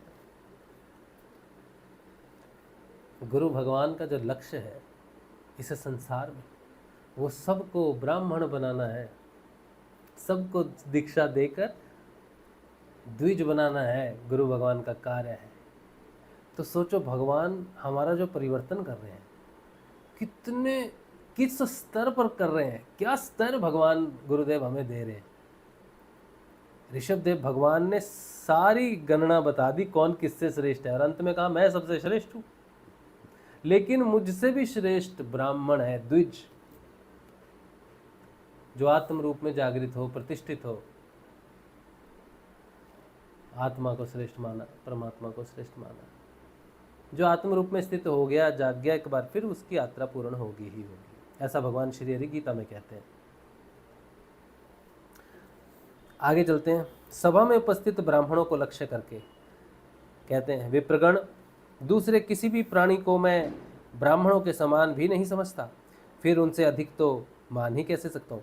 एक बात कान खोल के सुन लो। अगर कोई पंडित, जैसे मैं हूँ, शर्मा जी हूँ, राजू शर्मा मेरा नाम है, भारद्वाज मेरा गोत्र है, हाँ, और यही सब है। अगर कोई जाति का ब्राह्मण बैठा है और वो सोच रहा है कि उसके लिए बात हो रही है, तो नहीं हो रही तुम्हारे लिए बात। तुम जाति से ब्राह्मण हो सकते हो, तुम्हारी बात नहीं हो रही, ठीक है। बात हो रही है उस ब्राह्मण की जो समर्थ सदगुरुदेव से दीक्षा लेता है, मंत्र का जप करता है, और उसके हृदय में आत्म स्वरूप गुरु की जागृति होती है। जिस शिष्य का गुरु उसके हृदय में आत्म रूप में जागृत हो जाता है, प्रतिष्ठित हो जाता है, वो द्विज हो जाता है, वो ब्राह्मण है। जिसके हृदय में गुरु जागृत बैठा है, अंदर से दिशा निर्देश कर रहा है, वो ब्राह्मण है।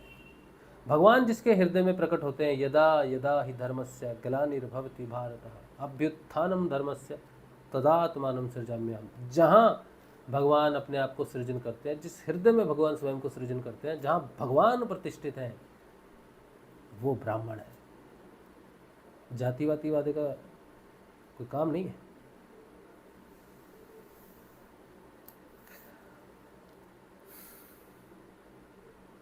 लोग श्रद्धा पूर्वक ब्राह्मणों के मुख में जो अन्नादि आहुति डालते हैं, उसे मैं जैसी प्रसन्नता से ग्रहण करता हूँ, वैसे अग्निहोत्र में होम की हुई सामग्री को स्वीकार नहीं करता। जिन्होंने इस लोक में अध्ययन आदि के द्वारा मेरी वेद रूपाति सुंदर और पुरातन मूर्ति को धारण कर रखा है, तथा जो परम पवित्र सत्व गुण शम दम सत्य दया तप तितिक्षा और ज्ञान आदि 8 गुणों से संपन्न है, उन ब्राह्मणों से बढ़कर और कौन हो सकता है। देखो, सिर्फ द्विज होना ही तुम्हें श्रेष्ठता नहीं उपलब्ध कर, द्विज की यात्रा है। द्विज, अच्छा द्विज जो हो गया वो द्वैतवाद में है, लेकिन अभी द्विज ब्राह्मण, जैसे बच्चे का जन्म हो गया ना, ब्राह्मण बच्चा है, पैदा हुआ है अभी, तो द्विज होना वो बच्चे जैसे पैदा होना है, लेकिन उस बच्चे की स्थितियां हैं, बड़ा होता है, अपनी युवा अवस्था को प्राप्त करेगा, फिर अपनी प्रौढ़ अवस्था को प्राप्त करेगा, इस तरह से होगा।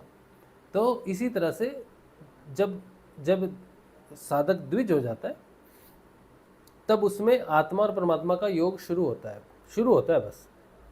तो 2 सत्ताएं होती हैं, एक व्यक्तिगत सत्ता जो बाहर का जीवन जीती है, एक समिष्टि सत्ता जो आंतरिक रूप से परिवर्तन करती है। 2 होती हैं। भगवान श्री हरि गीता में कहते हैं कि जब मैं प्रकट हो जाता हूँ तो 2 सत्ताएं हो जाती हैं। पहले एक ही होती है, जो अंदर वही बाहर कर रहा है जो कर रहा है, लेकिन जब मैं प्रकट हो जाता हूँ तब 2 सत्ताएं हो जाती हैं। फिर अंदर वाला काम मेरा। गुरु जी भी यही कहते हैं कि बेटा नाम जपो, ध्यान करो, इसके आगे तुम्हारी छुट्टी, क्योंकि अंदर मैंने काम करना है, तुमने नहीं करना।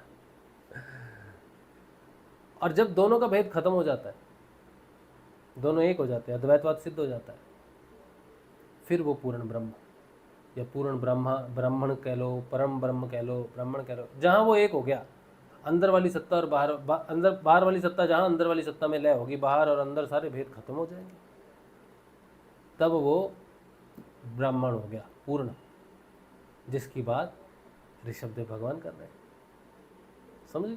गुरुदेव जैसे हैं, गुरुदेव हैं वो ब्राह्मण परम ब्रह्म जो है, जो श्रेष्ठ है सबसे, और आप उनका अनुसरण करो। आपका गुरुदेव ने कहा जैसा मैं वैसे तुम हो जाओगे, जो परिवर्तन मुझ में है वो तुम में आ जाएगा। ठीक है, लेकिन उनकी शुरुआत कहाँ से होगी?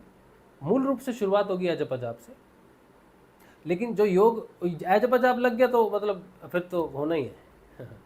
फिर तो आपको एक दिन जागृत होना ही, क्योंकि अजप जाप की महिमा है भैया। तो जहाँ आप जागृत हो गए, वहाँ से द्विज हो गए, फिर वहाँ से वृत्तियों का परिवर्तन शुरू हो जाएगा योग से, फिर उसकी पूर्णता, आपकी पूर्णता, फिर आप पूर्ण ब्राह्मण हो जाओगे। ठीक है, चलो। लोक श्रद्धा पूर्वक ये हो गया। जिन्होंने इस लोक में अध्ययन आदि के द्वारा मेरी वेद रूपा अति सुंदर और पुरातन मूर्ति को धारण कर रखा है, तथा जो परम पवित्र सतवगुण शम दम सत्य दया तप तितिक्षा और ज्ञान आदि के 8 गुणों से संपन्न है, उन ब्राह्मणों से बढ़कर और कौन हो सकता है। मैं ब्रह्मादि से भी श्रेष्ठ और अत्यंत हूँ, तथा स्वर्ग मोक्ष आदि देने की भी सामर्थ्य रखता हूँ, किंतु मेरे अकिंचन भक्त ऐसे निष्प्रह होते हैं कि वे मुझसे भी कभी कुछ नहीं चाहते। फिर राज्य आदि अन्य वस्तुओं की तो वो इच्छा कर ही कैसे सकते हैं।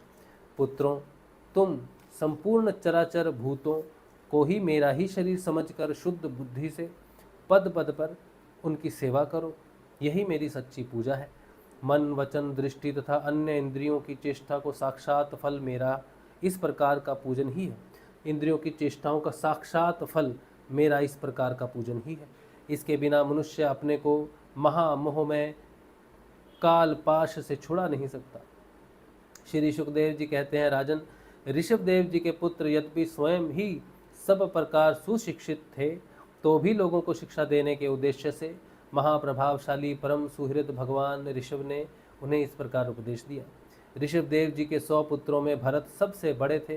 वे भगवान के परम भक्त और भगवत भक्तों के परायण थे। ऋषभ देव जी ने पृथ्वी का पालन करने के लिए उन्हें राजगद्दी पर बैठा दिया और स्वयं उपशमशील निवृत्ति प्रायण महामुनियों की भक्ति, ज्ञान और वैराग्य रूप परम हंसोचित धर्मों की शिक्षा देने के लिए बिल्कुल विरक्त हो गए। केवल शरीर मात्र का परिग्रह रखा और सब कुछ घर पर रहते ही छोड़ दिया। अब वे वस्त्रों का भी त्याग करके सर्वथा दिगंबर हो गए। उस समय उनके बाल बिखरे हुए थे। जनमत्त का सा भेष उन्मत्त का सा वेश था। इस स्थिति में वे वनिया यानी अग्निहोत्र की अग्नियों को अपने में ही लीन करके सन्यासी हो गए और ब्रह्मावर्त देश से बाहर निकल गए। वे सर्वथा मौन हो गए थे। कोई बात करना चाहता तो बोलते नहीं थे। जड़, अंधे, बहरे, गूंगे, पिशाच और पागलों की सी चेष्टा करते हुए वे अवधूत बने, जहाँ तहाँ विचरने लगे। कभी नगरों और गांवों में चले जाते तो कभी खानों, किसानों की बस्तियों, बगीचों, पहाड़ी गांवों, सेना की छवनियों, गौशालाओं, अहीरों की बस्तियों और यात्रियों के टिकने के स्थान में रहते। कभी पहाड़ों, जंगलों और आश्रम आदि में विचरते। वे किसी भी रास्ते से निकलते तो जिस प्रकार वन में विचरने वाले हाथी को मक्खियाँ सताती हैं, उसी प्रकार मूर्ख और दुष्ट लोग उनके पीछे हो जाते और उन्हें तंग करते। कोई धमकी देते, कोई मारते, कोई पेशाब कर देते, कोई थूक देते, कोई ढेला मारते, कोई विष्ठा और धूल फेंकते, कोई अधोवायु छोड़ते और कोई खोटी खरी सुनाकर उनका तिरस्कार करते। किंतु वे इन सब बातों पर जरा भी ध्यान नहीं देते। मैंने एक चरित्र सुना बुद्ध का, और आज ये चरित्र देख रहा हूं।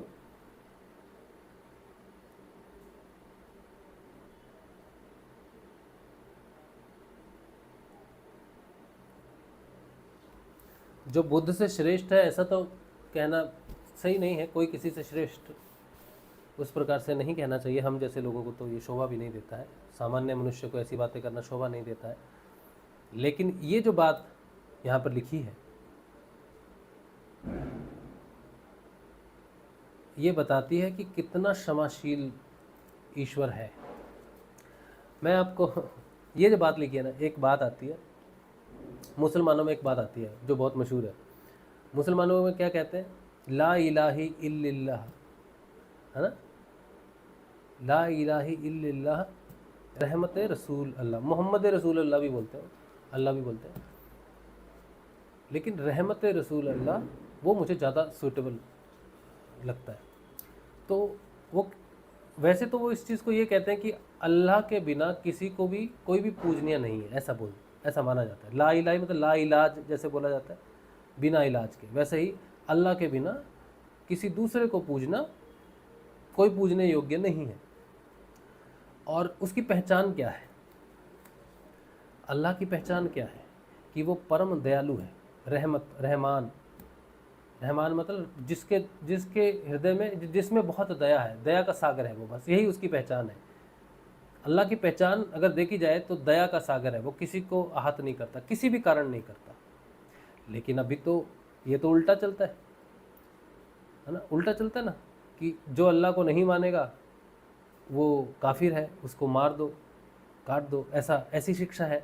जो ऐसा नहीं है इस्लाम, या फिर जो सच्ची शिक्षा देता है, जो सच्ची शिक्षा देने वाला है, वो कभी भी किसी को मारने की शिक्षा नहीं दे सकता, या किसी को उसकी इच्छा अनुसार चलने से रोक नहीं सकता। स्वतंत्र है मनुष्य। तो अगर पूर्ण रूप से देखा जाए तो अच्छा, मैंने कुछ पढ़ के ऐसा हासिल किया है, ये समझ रहा हूँ, मैं नहीं जानता कुरान में क्या लिखा है या इस्लाम कैसा धर्म है। ये तो मेरे ध्यान में प्रकट हुई बात। एक दिन मैं ध्यान कर रहा था तो ध्यान में मुझे ये चीज़ प्रकट हुई।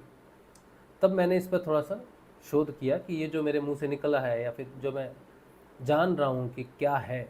तब मैंने जाना कि भगवान श्री कृष्ण गीता में कहते हैं कि अर्जुन, मेरे सिवाय जो अन्य किसी को भजता है वो मूर्ख है। भगवान की ही बात है, श्री कृष्ण की ही बात है। देवताओं को भजने वाले देवताओं को जाते हैं, पितरों को भजने वाले पितरों को पूजते हैं, भूतों को पूजने वाले भूतों को जानते हैं। देवताओं को भजने वाले भी मूर्ख हैं, क्योंकि एकमात्र मैं ही हूँ और एकमात्र मुझ ईश्वर का ध्यान कर, मुझे भज, और बाकी सब मूर्ख हैं जो करते हैं। ये भगवान श्री कृष्ण कहते हैं गीता में। और यही बात, ये उर्दू जबान है या फारसी है, ला इलाहा इल्लल्लाह, कि उस ईश्वर के अलावा किसी को मत भजो। कृष्ण भी वही कहते हैं। मुझे तो अंतर ही नहीं मिला। मुझे तो मुस्लिम धर्म और हिंदू धर्म का अंतर ही नहीं मिला। अंतर है कहाँ? वो भाषा ही अलग है बस। वहाँ भी एक को भजने की बात है, यहाँ भी कृष्ण भगवान साफ कह रहे हैं मेरे को भजो। और वो दयावान है, उसकी पहचान है कि वो दयावान है। जब वो दयावान है, क्षमाशील है, तो वो किसी पर क्रोध कैसे कर सकता है? तो भगवान श्री हरि कहते हैं कि जो जिसको भजता है मैं दे देता हूँ, लेकिन वो मूर्ख है, ये भी कहते हैं। लेकिन किसी दूसरे को भजने वाले को मार दूंगा, काट दूंगा, सुदर्शन से गला काट दूंगा, ऐसा तो नहीं बोलते। तो ये जो बात है ला इलाहा, इसमें भी ऐसा नहीं बोला हुआ कि मार दो काट दो। वो कहते हैं उनके एक अल्लाह के सिवा भजने, किसी को दूसरे को नहीं भजना। लेकिन अल्लाह कौन है? दयालु है, सत्य है, ट्रुथ है। ट्रुथ, भगवान श्री कृष्ण क्या है? ट्रुथ है। पुरुष क्या है? सत्य है। प्रकृति क्या है? चरित्र है। सत्य और चरित्र से मिलकर ये संसार है। जहाँ चरित्र है वहाँ सत्य प्रकट हो जाता है, जहाँ सत्य है वहाँ चरित्र प्रकट हो जाता है। भेद नहीं है। पानी पी लेते हैं।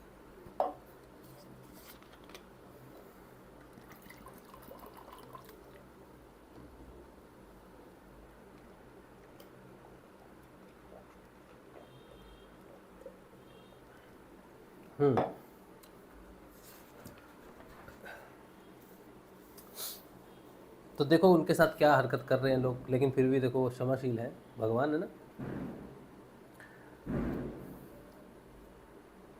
किंतु वे इन सब बातों पर ध्यान नहीं देते, जरा भी ध्यान नहीं देते। इसका कारण यह था कि भ्रम से सत्य कहे जाने वाले इस मिथ्या शरीर में उनकी अहंता ममता तनिक भी नहीं थी।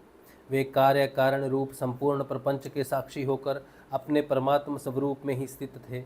इसलिए अखंड चित्तवृत्ति से अकेले ही पृथ्वी पर विचरते रहते थे। क्या कह रहे हैं? वे कार्य कारण रूप संपूर्ण प्रपंच के साक्षी होकर अपने परमात्म स्वरूप में ही स्थित थे। इसलिए अखंड चित्तवृत्ति से अकेले ही पृथ्वी पर विचरते रहते थे।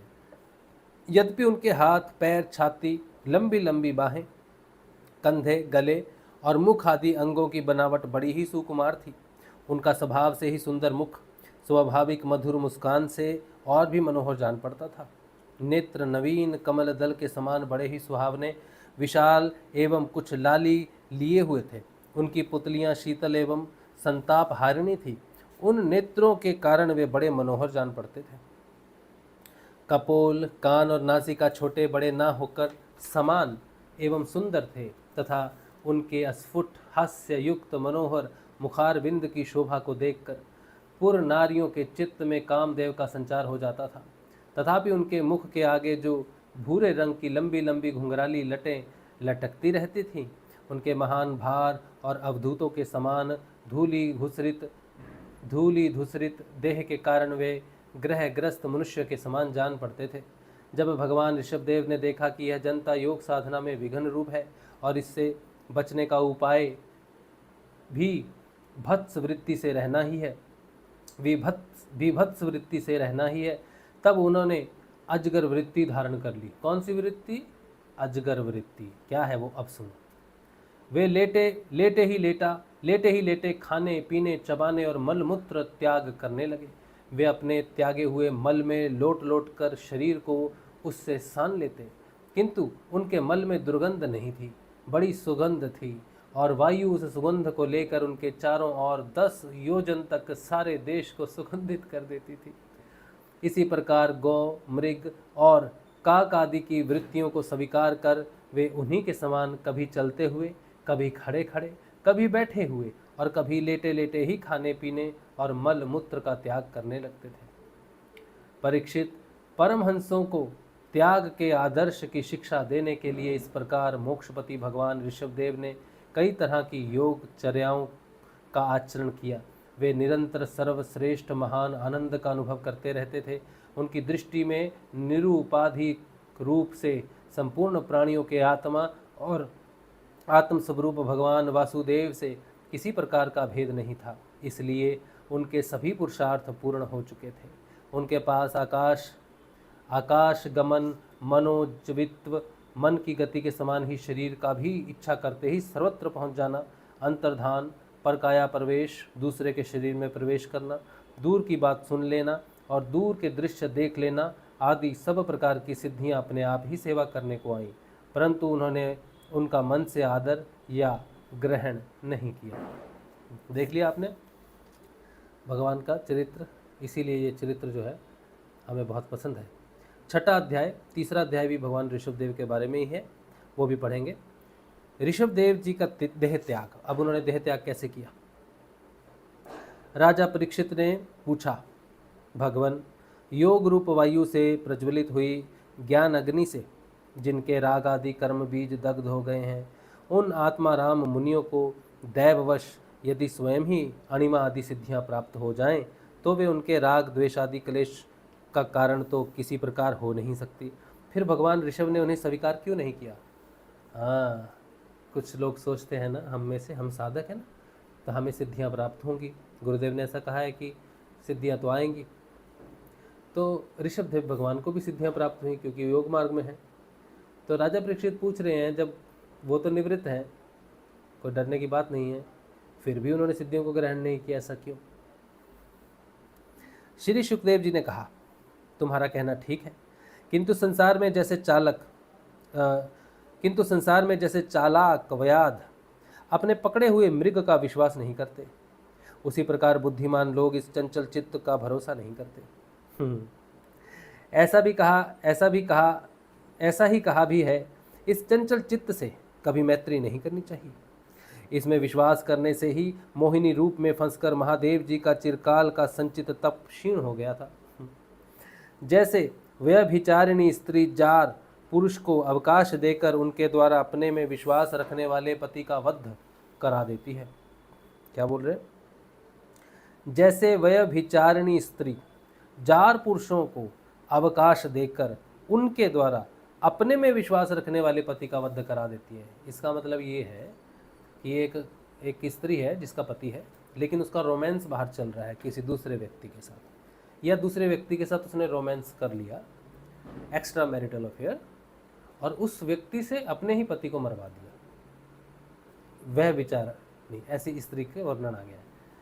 उसी प्रकार जो योगी मन पर विश्वास करते हैं, उनका मन काम और उसके साथ ही क्रोध आदि शत्रुओं को आक्रमण करने का अवसर देकर उन्हें नष्ट भ्रष्ट कर देता है।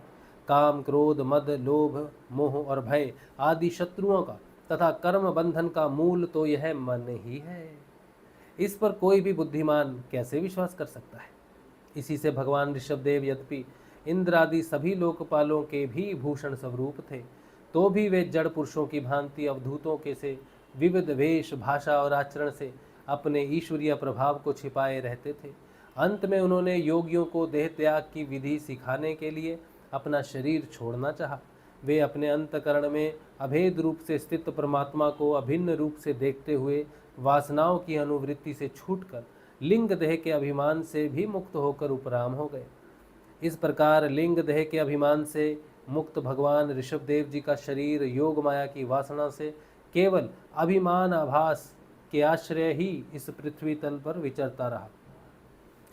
वह दैववश कोंक, वेंक और कुटक आदि दक्षिण कर्नाटक के देशों में गए और मुंह में पत्थर का टुकड़ा डाले तथा बाल बिखरे उन्मत्त के समान दिगंबर रूप से कुटकाचल के वन में घूमने लगे।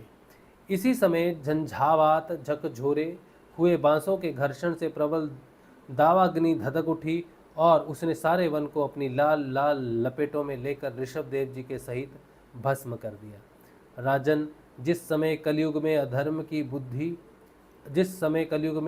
वृद्धि होगी, उस समय कोंक, वेंक और कुटक देश का मंदमती राजा अरिहत वहाँ के लोगों से ऋषभदेव जी के आश्रमातीत आचरण का वृत्तांत सुनकर तथा स्वयं उसे ग्रहण कर लोगों के पूर्व संचित पाप फल रूप होने हार के वशीभूत हो भय रहित स्वधर्म पथ का परित्याग करके अपनी बुद्धि से अनुचित और पाखंड पूर्ण कर्म कुमार्ग का प्रचार करेगा। उससे कलयुग में देव माया से मोहित अनेकों अधम मनुष्य अपने शास्त्र विहित शौच और आचार को छोड़ बैठेंगे। अधर्म बहुल कलयुग के प्रभाव से बुद्धिहीन हो जाने के कारण वे स्नान न करना, आचमन न करना, अशुद्ध रहना, केश नुचवाना आदि ईश्वर का तिरस्कार करने वाले पाखंड धर्मों को मन माने ढंग से स्वीकार करेंगे और प्राय वेद, ब्राह्मण एवं भगवान यज्ञ पुरुष की निंदा करने लगेंगे। वे अपनी इस नवीन अवैदिक स्वेच्छाकृत प्रवृत्ति में अंध परंपरा से विश्वास करके मतवाले रहने के कारण स्वयं ही घोर नरक में गिरेंगे। भगवान का यह अवतार रजोगुण से भरे हुए लोगों को मोक्ष मार्ग की शिक्षा देने के लिए ही हुआ था। इसके गुणों का वर्णन करते हुए लोग इन वाक्यों को कहा करते हैं, अहो 7 समुद्रों वाली पृथ्वी के समस्त द्वीप और वर्षों में यह भारतवर्ष बड़ी ही पुण्य भूमि है, क्योंकि यहाँ के लोग श्रीहरि के मंगलमय अवतार चरित्रों का गान करते हैं। अहो महाराज प्रियव्रत का वंश बड़ा ही उज्ज्वल एवं सुयशपूर्ण है, जिसमें पुराण पुरुष श्री आदि नारायण के ऋषभ अवतार लेकर मोक्ष की प्राप्ति कराने वाले पारमहंस्य धर्म का आचरण किया। अहो इन जन्म रहित भगवान ऋषभदेव के मार्ग पर कोई दूसरा योगी मन से भी कैसे चल सकता है, क्योंकि योगी लोग जिन योग सिद्धियों के लिए लालायित होकर निरंतर प्रयत्न करते रहते हैं, उन्हें इन्होंने अपने आप प्राप्त होने पर भी असत्य समझकर त्याग दिया था। राजन, इस प्रकार संपूर्ण वेद, लोक, देवता, ब्राह्मण और गौओं के परम गुरु भगवान ऋषभदेव का यह विशुद्ध चरित्र मैंने तुम्हें सुनाया है। यह मनुष्यों के समस्त पापों को हरने वाला है। जो मनुष्य इस परम मंगलमय पवित्र चरित्र को एकाग्र चित्त से श्रद्धापूर्वक निरंतर सुनते या सुनाते हैं, उन दोनों को ही भगवान वसुदेव में अनन्य भक्ति हो जाती है। तरह तरह के पापों से, पूर्ण सांसारिक तापों से अत्यंत तपे हुए अपने अंतकरण को पंडित जन इस भक्ति सरिता में ही नित्य निरंतर नहलाते रहते हैं। इससे उन्हें जो परम शांति मिलती है वह इतनी आनंदमयी होती है कि फिर वे लोग उसके सामने अपने ही आप प्राप्त हुए मोक्ष रूप परम पुरुषार्थ का भी आदर नहीं करते। भगवान के निज जन हो जाने से ही उनके समस्त पुरुषार्थ सिद्ध हो जाते हैं। राजन, भगवान श्री कृष्ण स्वयं पांडव लोगों के और यदुवंशियों के रक्षक, गुरु, इष्ट देव, सुहृद और कुलपति थे। यहाँ तक कि वे कभी कभी आज्ञाकारी सेवक भी बन जाते थे। इसी प्रकार भगवान दूसरे भक्तों के भी अनेकों कार्य कर सकते हैं और उन्हें मुक्ति भी दे सकते हैं, परंतु मुक्ति से भी बढ़कर जो भक्ति योग है उसे सहज में नहीं देते। निरंतर विषय भोगों की अभिलाषा करने के कारण आप अपने वास्तविक श्रेय से चिरकाल तक बेसुध हुए लोगों को, जिन्होंने करुणावश निर्भय आत्मलोक का उपदेश दिया और जो स्वयं निरंतर अनुभव होने वाले आत्म स्वरूप की प्राप्ति से सब प्रकार की तृष्णाओं से मुक्त थे, उन भगवान ऋषभदेव को नमस्कार है। जय श्री गुरुदेव। चलिए, यहाँ पर भगवान ऋषभदेव का बहुत पवित्र चरित्र जो बहुत प्रभावित करता है उनके चरित्र को लेकर, कि वो कितने सरल थे, कितने साधारण रहे कि लोगों ने उन्हें पहचाना भी नहीं, और सारी सिद्धियों का त्याग किया और अपने चरित्र को ही उन्होंने ऊपर उठाया। तो ये उनका चरित्र। और ये पहले इसमें एक जगह पर एक वर्णन आया है जिस पर मैंने ज़्यादा जोर नहीं दिया है। एक गुरु बहन ने प्रश्न पूछा है, क्या ये जैन मुनि है? बस संबंध कुछ ऐसा ही है, लेकिन भागवत में कुछ ऐसा लिखा है जो इसी धर्म को थोड़ा सा क्रिटिसाइज़ करता है, जैन धर्म को थोड़ा सा क्रिटिसाइज़ करता है, क्योंकि ये पहले ऋषभदेव पहले तीर्थंकर हुए। तो अब तीर्थंकर किस धर्म में होते हैं आप जान लो, जैन मुनि होते हैं। जैन मुनि में एक बार मैंने एक तरुण मुनि है जिनको मैंने बहुत पहले सुना था एक बार। तरुण मुनि को बहुत पहले सुना होगा, 12 एक साल पहले की बात होगी शायद। तो वो अपने जीवन की घटना बता रहे थे कि वो कैसे मुनि बने। तो बचपन से ही उन्हें वैराग्य था या निवृत्ति मार्ग थी। तो उन्होंने अपनी माता पिता को, घर वालों को कहा कि मुझे जो है ना ये बनना है, मुनि बनना है या कैसे। तो घर वालों ने कहा बेटा तू भी बच्चा है, तुझे मालूम है बाल कटवा देने पड़ते हैं, बाल कटवा देंगे, गंजा कर देंगे तुझे, एकदम नंगा रहेगा। तो उसको डर नहीं रहा। तो वो ले गए उसके पास, जो मुनि थे उनके पास ले गए उनको। तो उन्होंने उसे डराया, बेटा ये जो बाल है ना तेरे सिर पे, इसको कटवाएंगे नहीं, इसको उखाड़ेंगे हम बाल काटते नहीं हैं, हम बालों को उखाड़ेंगे। तो उन्होंने कहा, तरुण मुनि ने कहा, बोला नहीं नहीं नहीं नहीं, आप ऐसा मत करना। बोला हाँ, तब घर चला जा सीधा। बोला नहीं नहीं, मैं ये नहीं कह रहा, मैं ये कह रहा हूँ कि आपको मेरे बालों को उखाड़ने की ज़रूरत नहीं है, मैं खुद उखाड़ूंगा। तो बोला मैंने अपने बालों को खुद नोच नोच के उखाड़ा। अब ये तरुण मुनि की जो कहानी है, ये मुनि जनों में बड़ी अच्छी लगती है सुनने में। उनका जो समर्पण है अपने मुनि की तरफ, मुनि होने की तरफ, भगवान की तरफ, जो भी उनकी शिक्षाएं हैं वो बड़े अच्छे लगते हैं। लेकिन यही बात मद्भागवत में अलग तरह से लिखी हुई है। वो मैंने उस पर जोर दिया नहीं था, आपका प्रश्न है बोल के मैं उसे रिपीट कर दे रहा हूँ आपके लिए। क्या लिखा है सुन लीजिए। राजन, जिस समय कलयुग में अधर्म की वृद्धि होगी उस समय कोंक, वेंक और कुटक देश का मंदमती राजा अरिहत वहाँ के लोगों से ऋषभदेव जी के आश्रमातीत आचरण का वृत्तांत सुनकर, वहाँ के लोगों से ऋषभदेव जी के आश्रम अतीत आचरण का वृत्तांत सुनकर तथा स्वयं उसे ग्रहण कर लोगों के पूर्व संचित पाप फल रूप होनहार के वशीभूत हो भय रहित स्वधर्म पथ का परित्याग करके अपनी बुद्धि से अनुचित और पाखंड पूर्ण कुमार्ग का प्रचार करेगा।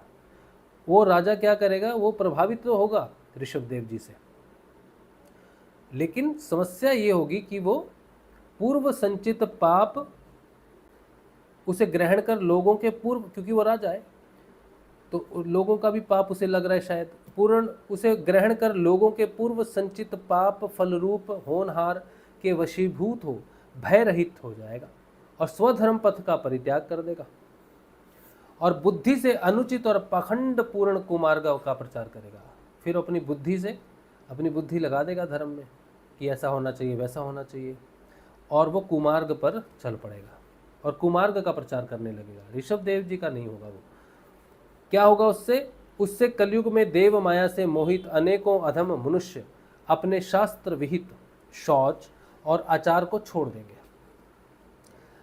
अधर्म बहुल कलयुग के प्रभाव से बुद्धिहीन हो जाने के कारण वे स्नान न करना, आचमन न करना, अशुद्ध रहना, केश नुचवाना आदि ईश्वर का तिरस्कार करने वाले पाखंड धर्मों को मनमाने ढंग से स्वीकार करेंगे और प्राय वेद, ब्राह्मण एवं भगवान यज्ञ पुरुष की निंदा करने लगेंगे। ये एक चीज़ आती है इसमें, केश नुचवाना। तो ये जैन मुनियों में होता है, केश वो नुचवाते हैं, इसे भगवान की निंदा मानी गई है।